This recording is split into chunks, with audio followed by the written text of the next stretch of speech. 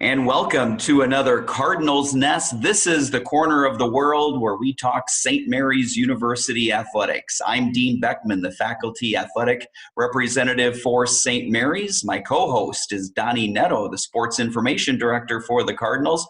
Our guest today is a man on the job, the first day on the job, Nick Rizzo joining us, the brand new women's soccer coach here at St. Mary's. And Nick, I say it's your first day on the job, but kind of not really. It's your first day in a new position, but you're a familiar face to St. Mary's University. So first of all, welcome.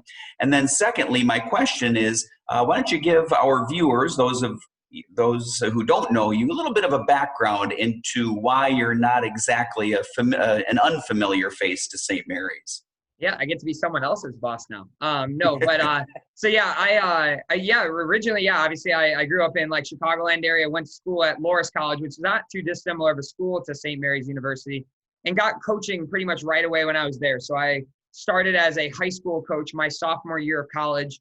And then I became a varsity head coach my junior, senior, and then the year after that. And then I started at Aurora University as a graduate assistant coach on the men's side.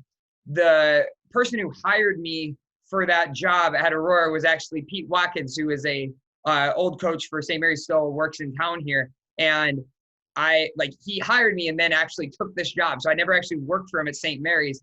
But the school was nice enough to honor the fact that I'd gotten hired, which was really nice. So I did my 2 years there, and then he kind of knew that my graduate assistant job would be up. And so as soon as mine was up, he gave me a call and came up here and interviewed with him and Coach Cassidy, and became both the men's and women's assistant here back in 2013. Was here for the 2013, 2014, and 2015 seasons on both the men's and the women's side.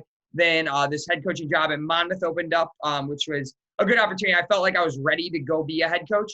And so I went down there and took over a program that was in not probably the best spot ever. It's probably why I was able to get the job, to be honest. And then we were able to turn that program around and end up going to the NCAA tournament for the first time in school history, win the first conference title in school history. And then COVID happened, and probably wouldn't have even been looking for a job at this point of the year had a normal year been going, because we'd be hopefully in the playoffs. And this opened up, and I'm recently engaged. I'm getting married in May, and me and my fiance kind of looked at this like, man, this would be a good place to have a family and start our lives together. And so looked into it, came up an interview, was fortunate enough to get the job. And so now I get to be back here 5 years later in a place that I really loved, and I'm really excited to get going. So now it's kind of like I said earlier, I get to be someone else's boss. Brian's still my boss, but I get to be boss someone else around. At least I get to boss Lisa around a little bit. You know, it certainly is. You are in a different role, and that's something that we're certainly going to touch on. But is it a little bit easier for you coming back, just having known a little bit more about St. Mary's than, when you went to Monmouth? Obviously, probably a whole new experience for you. At least when you came here, you know the campus. A lot of the people are still here that were here when you were here the first time. Does it make it a little bit easier of a transition to come back? 100%. I for two reasons. I think one, when I took over the job down there, I was an idiot. I didn't know anything about being a head coach yet. And so I think when I got down there, my first day was January 4th back in 2016. I just didn't know that much about a lot of things that involved being a head coach. And so I think that transition, having 4 years as a head coach now or I guess 4.5, would have been the fifth season this year, under my belt, helps, especially with the transition to actually knowing when I get here, the things that need to be done within the first month. And again, like you said, it's nice to come back and see, even on my interview, seeing all the familiar faces. Obviously you guys have both been here since I was there, and then you have Tony and you have Nick and a variety of Sagar was there, and just a variety of people that I get to walk around, and even through HR and a few of the other people that I was able to do interviews with through that process. We obviously didn't know each other a whole lot back when I was here, but we knew well enough to be oh, man, how's everything going and stuff. And so that's been absolutely dying 100%. It's been it still feels like drinking from a fire hose today, to be honest, but I think it'll be easier probably in the next 2 weeks once everything gets settled under me. I've got bad news for you, though, Nick. Joe Tatey is still here, too. So. Oh, no. Oh, no. Gosh, No, I'm kidding. We joke, love Joe. I miss Joe. And, like, I remember reading his Lord of the Rings papers. I'm a big Lord of the Rings guy, too. And Okay. he's like a Tolkien scholar. And I would read his stuff, and I would feel dumber every single moment because he'd be using words I'd never even seen written in the English language before. So I definitely that sounds like Joe. A question I have for you, though, Nick, is what specifically did you learn from your first time on the job as a full-time head coach at Monmouth? You said there were things that you learned that you can now apply to this. What would be specifically some of those things, some of those takeaways that you just feel a little bit more prepared for now?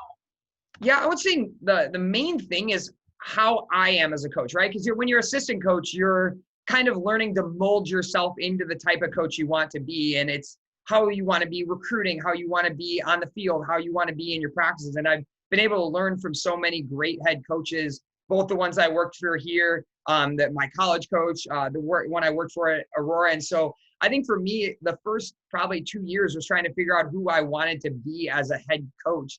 And I think that is something that you can't just get there and there be a spark and it happens. It has to happen almost organically. And so I think in that 4 years, learning about myself enough to figure out what type of coach I wanted to be was easily the biggest thing I've learned. And obviously other things like recruiting wise and stuff like that, and how to get kids and how to find ways to make kids interested in you and your program and how to sell yourself and stuff, I think is other things. But I would say the number one thing is learning who I want to be as a head coach and how I want to be as a human being to the players around me. What do you see, Nick? What do you see as the biggest challenge for you taking over this program? Yeah, I mean, probably a few things. One, I would say, I mean, and this is not the MIAC is one of the toughest conferences in the league. I've never coached in a conference like as a head coach as good as the MIAC has. So I think number one, I think it's going to be a transition to the competition level every single day because, like we always said, I think, and I'm probably still a quote here, there's no easy days in the MIAC. Every single game that you have is going to be, whether you're playing the first place team or the last place team, it might be a 1 or 2 goal game. And that's just something you have to get used to and train your players to get used to. I would say the other thing is just starting in the middle of a recruiting cycle is never going to be an easy time. I mean, not that COVID's kind of helped, to be honest, because I think it's pushed a lot of people's decisions back. So I think for women's soccer, people tend to make earlier decisions. I think that this is pushed everything back probably 2 to 3 months. So where most kids would be committed in the months, August, September, October, there's probably a few more kids available than there would typically be in a non-COVID year. And so I think that makes it a little bit easier in terms of, I think there'll be more kids left available during that time. Got to imagine that for you coming in on October 26th, the fact that the season is in the spring has to actually really work in your favor. You get to know your players a little bit, maybe get your, your philosophy, your game plan in the fall. And then when you come to the spring and they have a season, it really seems to have worked out nice for you in that regard. Oh, I mean, there's not a lot of great things that have come out of COVID. Like I would say, one, I got to live with my fiance for 4 years, which I never probably would have got to do unless we were isolated, or 4 months, not 4 years. And then the other thing is, hypothetically, I'm going to have a short season here to get him, and then we'll have a spring season. And then even for next fall, I mean, I'm going to get, and every coach will get this, but for a new coach, I'm going to get practices now, practice in the spring. And then when we start in the fall season again, they'll only be away from me and a real season for about 3 months. And so I think for them with their development as well, and again, everyone's going to get this advantage, but I think for a new coach, not coming in and getting, I mean, not that we're completely limited in the spring in Division III, but it's definitely not a normal season. And so getting games with them and even preparing for the years beyond, I think will be a huge advantage going forward. Nick, have you had any chance at all? I know you've had a little bit of a chance to interact with some players on the team. How about as far as looking at film, or what do you know about this squad that you're inheriting here?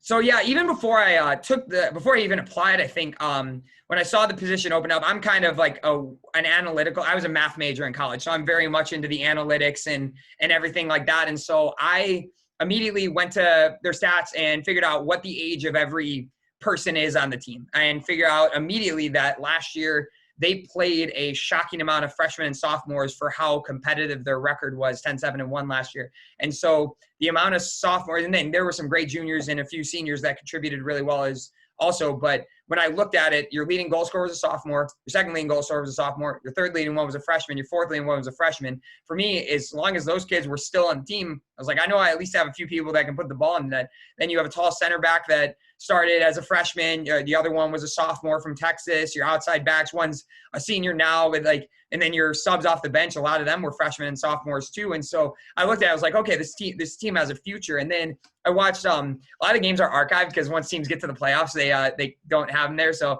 I had to do some sleuth work to try to figure it out. But I was able to watch probably about 3 to 4 conference games and 1 or 2 of the non-conference games. And the thing I can tell you about this team is as opposed to what I kind of had to take over Monmouth, where it was a kind of a rebuild, this isn't a rebuild. This is a team that needs a little infusion of maybe a few good recruits, a little bit of internal development, but this team is not a team that should be far off from a MIAC playoff spot in the next year. And that's going to be on me to bring in a really good class, but it's also going to be on our players to take the momentum and realize that, hey, we went 10-7-1 last year. 5 of those games were 1-goal losses, and 2 of them were in overtime. And so if we can turn 2 of those around, we're already in the playoffs, especially with St. Thomas leaving, St. Scholastica coming in. And so it's one of those things where if we can turn a few of those around, we're already in that spot. And again, that's going to be a lot on me, making sure I bring in a really strong class this year, but also a lot on our players to not play like freshmen and sophomores next year and lose games in the last 5 minutes. We're actually going to need to be the team that's winning those games in the last 5 minutes now that we're more experienced. Sounds like you have it all solved, Nick. Oh gosh, I wish. I give a good persona out. That's I always tell people, like, I think I can occasionally outkick my coverage because I feel like people like have this, like they talk to me and I feel like I got under all control. And it's my desk is organized right now because I'm literally day one. You're gonna come down here in a week and it's just gonna be papers upon papers and stuff. I'll know where it is, but it's gonna look like absolute chaos. My fiance gave me a call the other day. She's cleaning because we're moving, right? And she's like, you know I love you, right? And I was like, yeah. And she's like, you have so much stuff and it's all a mess. And I'm like, I'm so sorry. Well, Nick, I got to ask you one more serious question before we have a little fun with you. How important or how much of an advantage is it for you having played, and obviously you had a very successful career as a player and then as an assistant and now as a head coach? How much of an advantage is that having been a collegiate player? Is that a big advantage for you as a head coach? I think for me, a lot of it almost comes from the emotions, right? Because if you ever see me on the sidelines, I'm not a super reactionary coach. Like I of course, like I get excited when things go well, but I never yell at the refs really, like unless they really deserve it. Like I'm not like a person I think that gets super excitable one way or the other. Like there's some really funny pictures of me at Monmouth where like our team scored like a crucial goal and like everyone's like jumping, celebrating. And I'm just kind of sitting there with like my arms crossed because like I know that anything can change. Like that puts us up a goal, but anything in the next 10 minutes could change. And so to be too emotional one way or the other, I think that was probably the number one thing, because again, when you get to we were fortunate enough to play in 2 Final Fours as a player. And then obviously we're in the Sweet 16 3 times and things like that. When you get to that level, you have to have your emotions really under control, because playoff soccer games are just chaos anyway, because the first 10 minutes of it is just going to be everyone getting their heart rate up to 1,000,000 miles an hour and trying to solve everything in the first 10 minutes when it's a 90-minute soccer game. And so I think the number one advantage, I think, is I'm through these years. And again, in my youth, of course, I was probably had more moments where I was a little bit irrational, excitable, yelled at refs, things like that. But I think the thing about me is it's enabled me to be a pretty level-headed coach in terms of I don't let the highs get me and the lows get me in games very much, just because soccer is such a long game. And at the end of the day, to be honest, once you get out to the field, like all my work gets done during the week. I don't get a timeout. So if the players start doing really bad stuff, like I just have to pray for the halftime whistle. Nick, how about practice? How would you say what's sort of your style from a practice standpoint as a head coach? Yeah, I would say like being like a kind of math, I'm a big fan of like efficiency. I'm not a coach we're not going to be out there for 2 hours, to be honest. I'm very much a coach that we play a 90-minute game and there's a 15-minute halftime. And so I want our practices to simulate what that looks like as much as possible. So I normally go probably 80, 90 minutes worth of practice with just not a ton of breaks. We get water breaks and stuff like that. Obviously, we're not going to try to hydrate the girls or anything, but it's one of those things where I want us to move from drill to drill to drill as efficiently as possible, because we don't have that break during games. If I and of course there's going to be moments where I have to take them aside and talk to them and things like that. But a majority of the talk and everything, I want to be in a classroom where they can actually see themselves play either on film and stuff. When we're out there, I want us to be doing stuff. And then if we need to make corrections in between, that's perfectly fine. Or pull a player aside, that's perfectly fine. But I'm definitely a coach that I want it to be as efficient as possible, because again, soccer is a game that you have 45 minutes, 15-minute break, 45 minutes, and our players need to be prepared to solve problems by themselves. And if I'm the one that's constantly solving the problems for them, when they get into a game and it's all going to crap, I can't help them. I can't be like, all right, everyone come over here, because then the other team has a wide open shot. All right. Well, Nick, so as Donnie pointed out, those are kind of our serious questions for this. This is sort of the get to know you segment. Now we want to have a little fun and kind of get into what we call rapid fire. Okay. Perfect. So we're going to ask you some questions, and I'll have Donnie start in just a second here, but we'll ask you questions, and really we're just looking for some 1 or 2 word answers. Then at the very end, we might ask you to elaborate on a few of them. So Donnie, I'll let you get started. All right. Ready, Nick? Yes. You're road tripping. You're on the road. You're road tripping. Where is one restaurant that you absolutely have to stop at to eat? Portillo's. What's your favorite non-soccer sports team? Chicago Blackhawks. Yeah. It's a rainy day. What TV or Netflix show are you going to binge watch? Oh, gosh. Can I have 2? I would say recently Cobra Kai. If anyone hasn't seen that yet, it's phenomenal. Especially if you're a Karate Kid fan. And the other one is How I Met Your Mother. Big How I Met Your Mother fan. Me and my fiance binge watched the entire thing again over quarantine. Now, besides St. Mary's University, of course, what's your favorite soccer team? Liverpool. It's a team in England. Mm-hmm. Come on, we're not that non-soccer. Not for you guys, for the people we know Liverpool. Come on. For your vast amount of fans, I guess for everyone else. How about your favorite soccer player all time? Not playing now, but all time. I would say Steven Gerrard was the one that made me fall in love with the game back in the day. If I forced you to pick one brand of cleats, Nike, Adidas, Puma, Under Armour, other? Am I going to get in trouble if I don't say Under Armour, since we're an Under Armour school? I'll say, we'll give it the rep here. But I always wore Nike cleats. I definitely always wore Nike cleats when I was growing up. Okay. If you could sit down with anyone in the world and talk soccer, who would you sit down with, and what would the first question you asked them? Jurgen Klopp, who's the Liverpool coach, and I would ask him what his favorite type of pizza is. All right. All right. What's your pregame playlist? What music artists are on there, and are you going to make the girls on the team listen to it? Hi, man. I think I would educate them a little bit. So I'm a huge 90s hip hop fan. So that's what I kind of the genre I grew up in. So Biggie, NWA, Tupac, Tribe Called Quest, things like that. I would say those are my big ones. But also I love 2000s pop, Backstreet Boys, NSYNC, that type of stuff. And then I don't know, I listen to everything. Country, I love I love show tunes too. I love the Greatest Showman soundtrack is awesome. I'd listen to anything. So and maybe I'll just pick one of each of those and just force the players to listen to it, and they're just gonna have to like it one way or the other, because that's just me. Sounds pretty eclectic. I think I know the answer to the next one, Nick. I'm pretty sure I know the answer to the next one, but I'll ask it anyway. If it weren't soccer, what's the sport you would have played? I would have gone, I would say hockey if I lived up here. So I played 3 in high school. So I played soccer, basketball, volleyball in high school. But I always told my parents, I think my best sport would have been tennis, because I'm very quick and not very tall. And so I'm I think I could have been very good at tennis. They just put me in sports where height was actually an important factor. What was your guess for me? Mine would have been triathlon. That would have been smarter to think. That's actually the answer. When me and my fiance play the newlywed game, we'll put our answers up, and I'll always be well, that should be your answer. She's actually, that is my answer. I just didn't think of it at the time.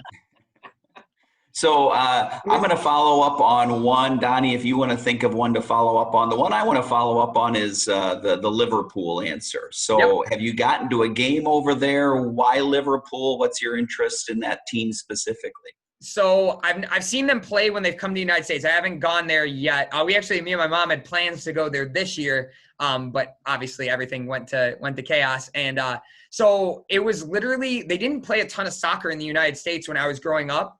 And so the first game I ever saw was on TV. It was a Champions League game with Liverpool. And it's like still the craziest game of anyone's ever watched all time. Like they were down 3-0 going into the second half and they scored 3 goals to start the second half, so tied up against a team that was much better than them, and ended up winning in PKs. And I remember watching this guy, Steven Gerrard, just bomb around the field. He scored the first goal and almost willed his team to victory. And so that was definitely the reason I fell in love with them. And the problem was that was the last time they were any good until maybe 3 years ago. So I became a fan, and then we were brutal for the next 13 years.